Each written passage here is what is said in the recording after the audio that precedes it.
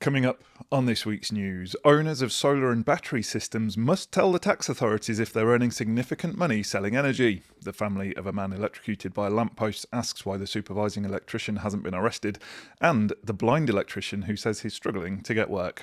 Welcome to Electrical News Weekly in association with Sungrow, making every watt count, literally since 1997. Whether you're listening in the van, on-site or down at the wholesale counter, I'm Joe Robinson and I've been through the best of the electrical industry news to save you the trouble. We're being lit by Flex 7 with their lightning-fast pre-wired modular lighting connection system that keeps your installation times razor sharp. And this week's challenge word competition is supported by the good people at Brady. If you need a label, they've got a printer and so much more. If you think you've spotted the two words I've been challenged to slip into this week's show, comment with them below for a chance to win this exclusive cap branded with friends of the show Quickwire and CHUMPFix. And while you're there, click the links in the show notes to check out what our sponsors offer. In news that's going to be as popular as a verruca in a hot tub, householders with solar panel and battery installations must inform the taxman if they're earning significant sums from selling energy. If the PV job is there just to power their home, they can relax. It's exempt from income tax. But if the install is designed to significantly exceed the home's use and the householder is typically earning over £1,000 annually, then it's taxable and must be declared. Equally, if someone is using a battery to import electricity at low rates and export it at higher rates, then according to His Majesty's Revenue and Customs, that's not microgeneration and it's not tax exempt. The tax experts call this arbitrage, buying low and selling high for profit. If you're earning over £1,000 a year from this practice, then you'll need to declare it and you'll need to pay tax if necessary. Customers also need to be aware that some energy firms may prohibit smart export guarantee payments for battery-only installs in their small print. That's because the cash is intended for the export of renewable energy. So some suppliers could refuse payments, require proof of generation and exclude battery-only export from the scheme. The eFIXX advice for householders considering a battery-only system: check with your supplier before you install. What about insurers? Do you need to tell them you've put solar panels on your roof? eFIXX has been investigating this issue and it looks like, yes, you should disclose that you have a PV installation.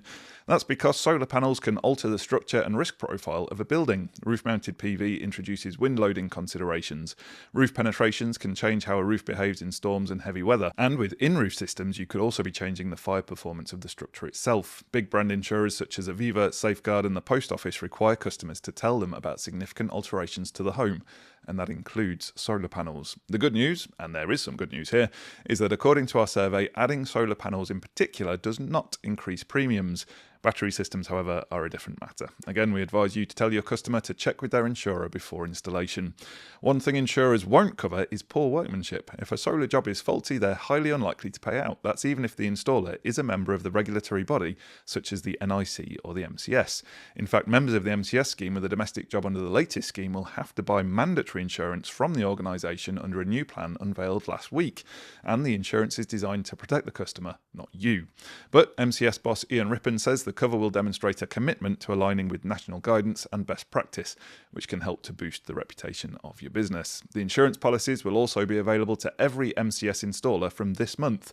And speaking of protecting your customers from household hazards, check out this fantastic range from this week's fire sponsor, Fire Angel. They'll keep watch over you and your loved ones, even when you can't. Still on solar, it's been announced that householders paid to generate power under the feed-in tariff scheme won't get as much as they expect in coming years. There are 800,000 individuals who signed up for the scheme before the government brought the shutters down in 2019.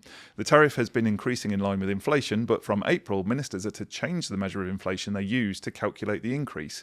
Instead of the current retail prices index, it will use the stingier consumer prices index instead. It could have been worse. The government were threatening to freeze payments permanently. Now, if you'd like to really cut your costs when it comes to electricity bills, then check out the brand new range of green eye motion sensors from Legrand's CP Electronics arm. Designed with ease of install and commissioning and using 75% recycled packaging, they'll cut carbon, reduce costs and help you specify efficient future-ready buildings. It's not just green eye, it'll help to make a green you. In other news, the family of a technician electrocuted by a lamppost has questioned why the supervising electrician was never arrested. Anthony Thomas died in September 2016 while repairing a faulty streetlight near Merthyr Tydfil.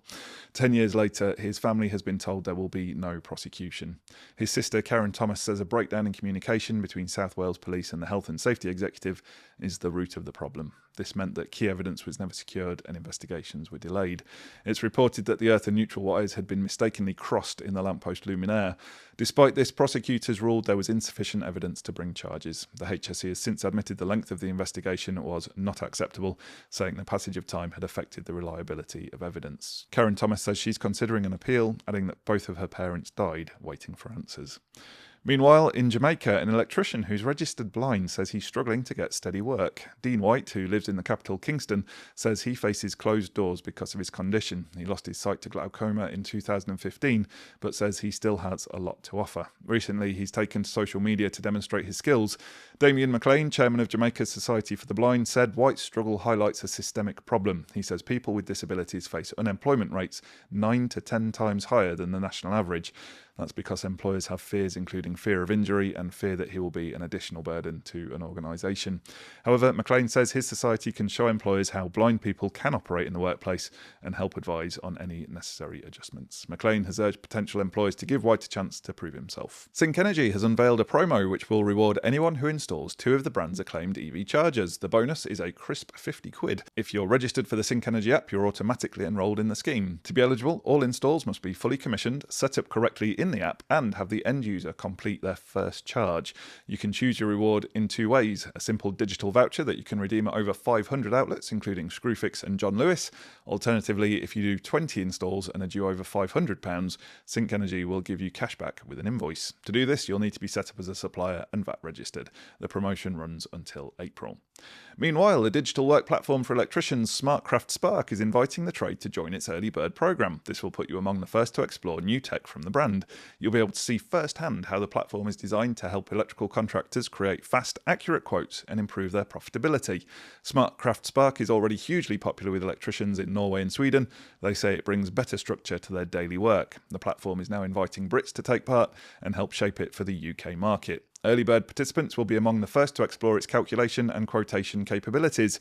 You can also give feedback to the developers and share your priorities with the team. It's free to register and participation is by selection. I'll put a link to the registration form in the show notes. In product news, Live Electrical has unveiled a clever fire extinguishing device for consumer units. The distinctive red unit is about the size of an MCB and, like an MCB, is designed to be mounted on the DIN rail. It sits alongside the rest of the switchgear, but if it detects heat in excess of 170 degrees Celsius, it will release a cloud of fire-killing aerosol in under 6 seconds. It protects volumes of up to 0.4 cubic meters, more than enough for a consumer unit or modest electrical enclosure. It fully complies with the standard BSEN 15276-1 and 2. Now, if you've ever turned aubergine with rage when trying to fix something to plasterboard, then CHUMPFix is currently marketing its clever gizmo. We're huge fans of it here at eFIXX. It's basically a simple device for speeding up the installation of lighting pendants, pull cords and smoke alarms. In fact, it helps attach anything to plasterboard that requires 1 or 2 screws. CHUMPFix is a perforated piece of plastic about the size of a small ruler. You push it up through a 25mm hole, usually the same one for the cable, and then flatten it by pulling the handle. You then screw through the plaster to reach one of its many holes. This secures it nicely to the plasterboard. It means you don't have to use wall plugs, and it helps to spread the weight of the light across the ceiling. It also minimises the risk of plasterboard failure caused by drilling near the edges. And we've all been there. It comes in 2 sizes, 12 and 25 centimetres. The latter has snap-off sections to reduce the length to either 22 or 19 centimetres if need be. The longer size is also useful for mounting consumer units, larger enclosures and light fittings. The company says it's one of the strongest plasterboard fixings you can get. That's because it's able to support 25 kilos per screw. So with 2 screws, 50 kilos can be supported, and with 4 screws, a massive 100 kilos will be held up. With a consumer unit, you can typically get one side onto a stud, but the other must be secured to the plasterboard, and that's where the CHUMPFix comes into its own.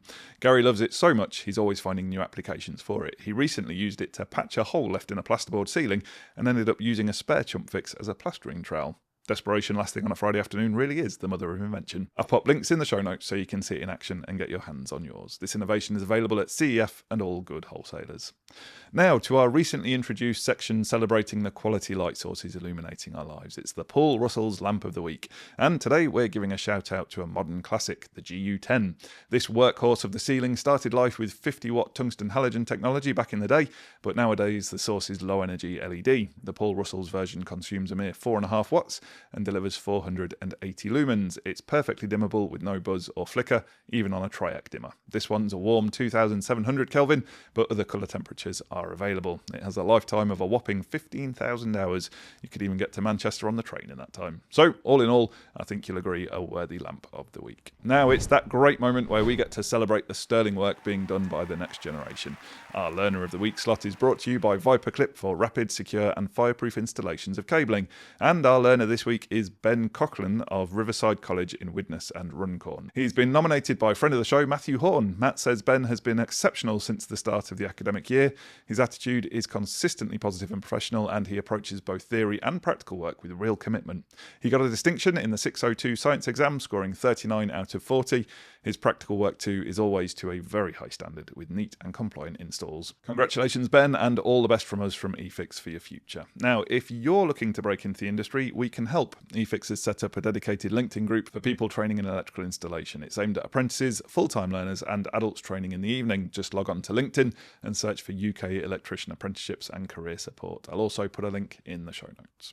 And now to the lighter side of the electrical news. Yes, it's time for a tea break with Quickwire and its range of incredibly rapid electrical connectors. A vast new shipbuilding facility in Glasgow has been named after an electrician, and a female electrician at that. The huge structure has been named the Janet Harvey Hall after one of the many women who took on industrial jobs during the Second World War. In 1940, at just 18 years of age, Janet joined the workforce as an electrician in the River Clyde shipyards. She was one of just a handful of women working as electricians alongside the 100,000 strong male workforce. What a great way to remember this wonderful woman. That's the lighter side of the news in our tea break with Quickwire and their range of incredibly rapid electrical connectors. Click the link in the description to check them out for yourself. And now, over to the John Motson of the electrical industry. It's Joe 2.0 with the latest roundup from our Fantasy Football League. Game week 25 is over and out, and it was a big one across the eFIXX Fantasy League. Strong wins for Chelsea, Arsenal and Man United delivered points for plenty of managers, and with Haaland finally returning more than 4 points, there was real potential for some monster scores. And for a few brave souls, that potential turned into reality. Let's get into it. We kick things off with the Marshall Toughlex Team of the Week, which goes to Biomass Bears, Ross McKeegan. Ross was bold enough to go without Haaland, instead putting his faith in Cole Palmer. And what a call that was. Palmer's first half hat-trick brought in a huge 20 points, catching out plenty of managers who'd gone cold on him following his injury. Add in a Bruno Fernandes captaincy, and it all stacked up to a massive 94-point haul. Brave picks, perfect timing, very well played, Ross. Next up, the Fusebox Flyer of the Week goes to Mind the Gap, managed by Matthew Hyde. Matthew took things one step further and actually captained Cole Palmer, banking an outrageous 40 points for the single player. That's more than some managers managed across their entire team this week. And, just for good measure, he backed it up with returns from Haaland and Morgan Rogers too. Weeks like that make FPL feel very easy, until the next deadline reminds you it isn't. Now for the EV Blocks Defence of the Week, which goes to Bonky Beck, Bill Egan. That's a name that's becoming very familiar in this segment, and for good reason. Bill knows how to build a defence. His pick of Dalot, owned by just 4% of managers, proved inspired. An assist, clean sheet and 12 points from a true differential. Combine that with 2 Arsenal clean sheets and a Chelsea defensive return, and his back line racked up 29 points. Solid, smart and consistently delivering. Well played once again, Bill. Finally, it's time for the TIS Transfer of the Week. I'm going with my gut this week, Cole Palmer. Chelsea face Leeds and then Burnley, 2 sides deep in the relegation scrap. And coming off a hat-trick, Palmer will be full of confidence. The form looks good, the fixtures look better. Just don't blame me if he gets benched next week. That's FPL after all. That's the highlights from Game Week 25 in the eFIXX Fantasy League. Huge thanks to our brand partners for backing the fun every week. And don't forget to enter the draw for the NipX Tool of the Week. The link's in the description. Until next time, may your captains actually play, may your benches be stacked, and may Leeds continue to disappoint Rick. Thanks for that update, Joe. Now, just before we get to your favourite bit of the show, where I reveal last week's challenge words and winners, we want to thank our premium partners. We couldn't make the news without you. First up, empowering their customers to harness power through light with their intelligent energy solutions, solar technology and advanced lighting systems, it's Ledvance. One of our favourite new innovations here at eFIXX for rock-solid fixings in flimsier materials. Don't just fix it when you can CHUMPFix it. And the best thing to come out of Yorkshire since stainless steel, the home of EV Ultra and other groundbreaking and quality products, it's Doncaster Cables. Click the links in the show notes to find out more about these great brands. If you think you know the words I've smuggled into this week's show, pop your guess into the comments. We'll take all the correct guesses and select one at random to be the winner of an eFIXX goodie bag prize. Answers submitted after about lunchtime on the Thursday after release will not be entered into the draw. Now let's reveal the winners of last week's challenge word competition. Last week's words were Popo and Wu-Tang. Quite a few put Wu-Tang Clan, which would technically be 2 words, as both of last week's words were hyphenated, but I volleyed them in anyway, because it's my show, and I'll do whatever I want. Never has anyone been more drunk on less power. Anyway, the first person to come out of our electronic hat was regular listener and commenter Roy Cadge. Well done to you, Roy. Make sure you click the Get Involved link in the show notes to claim your prize. This week we've been lit by Flex 7 with their lightning-fast pre-wired modular lighting connection system that keeps your installation times razor sharp.